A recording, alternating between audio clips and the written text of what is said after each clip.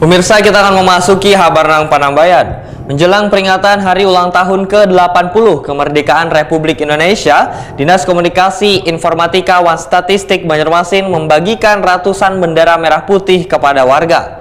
Pembagian bendera dilakukan di sekitar Jalan Lambung Mangkurat, Jalan MT Haryono, serta lingkungan Balai Kota Banjarmasin, tengah hari Rabu 13 Agustus 2025.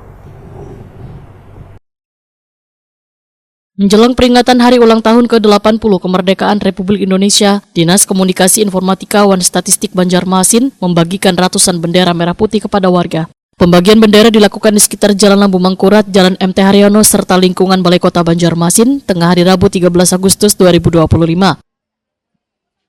Kepala Diskominfotik Banjarmasin Windiasti Kartika Wetakoni Prima TV memadahkan pembagian bendera ini bertujuan untuk menggugah kembali semangat nasionalisme warga menjelang puncak peringatan Hari Kemerdekaan. Kegiatan ini kada hanya bersifat seremoni tahunan, melainkan ajakan kepada warga untuk menghidupkan rasa cinta tanah air.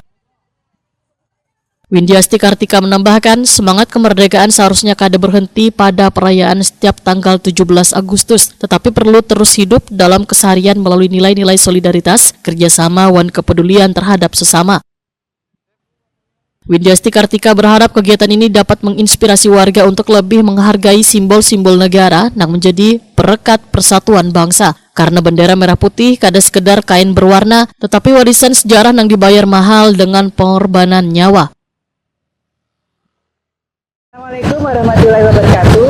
Syukur alhamdulillah pada hari ini kami Diskominfotik Kota Banjarmasin sudah melaksanakan pembagian bendera merah putih dalam rangka HUT Republik Indonesia ke-80 tahun 2025. Aksi pembagian bendera ini mendapatkan sambutan dari masyarakat tuan pengguna jalan. Bahkan sebagian dari mereka ada yang memasang langsung bendera di kendaraannya.